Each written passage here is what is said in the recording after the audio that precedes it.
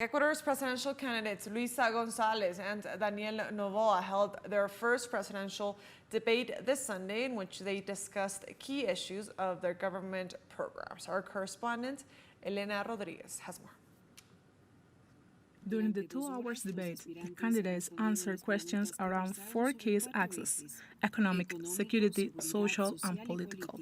In the economic field, Gonzalez highlighted their health plan to manage the public finances.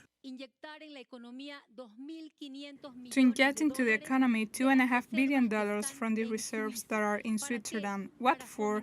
To promote development and productive credits at low interest rates through public banks between 5 and 7%, to reactivate the economy from the local level, to support and return the budget to the local autonomous governments, also to control the tax increase and to strengthen oil production. Noboa, on the other hand, and contradicted the positions held through the campaign by his running mate, Veronica Abad, spoke of strengthening health and education.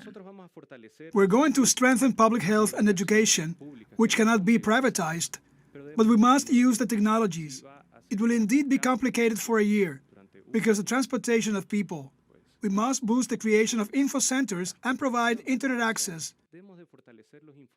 In view of the imminent arrival of the El Niño, the leftist presidential candidate explained the basis of 4 axis plan she will implement.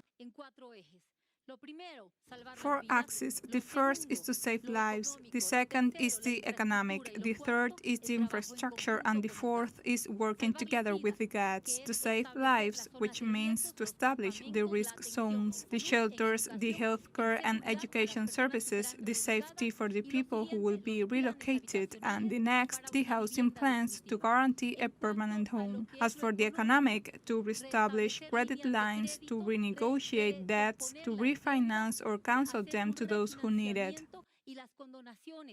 Noboa attacked Gonzalez by asking her position regarding the reward of the up to $5 million offered by the U.S. government in exchange for information leading to the arrest of those who assassinated presidential candidate Fernando Villavicencio. Here's what the contender said. I agree with all the necessary actions to find those responsible for the assassination of Mr. Fernando Villavicencio. We were the first to express our solidarity with his family and to say that as soon as we start our term in office, we will establish a commission to investigate this crime, but we will also create a new reward system for the most wanted at the national level.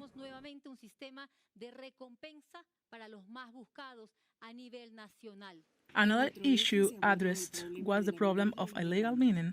At the beginning of the year, Ecuador declared it a threat to national security. Both candidates expressed their position. Number 1, zero tolerance to illegal mining. Number 2, judicial cooperation between countries, so that the illegal miners do not become nomads as it happens today. The presidential debate was held as a part of the candidates' legal obligations under the Ecuadorian Code of Democracy. In 15 days, the 13.4 million eligible votes will go to the polls to elect their new president. Elena Rodriguez, teleSUR Ecuador.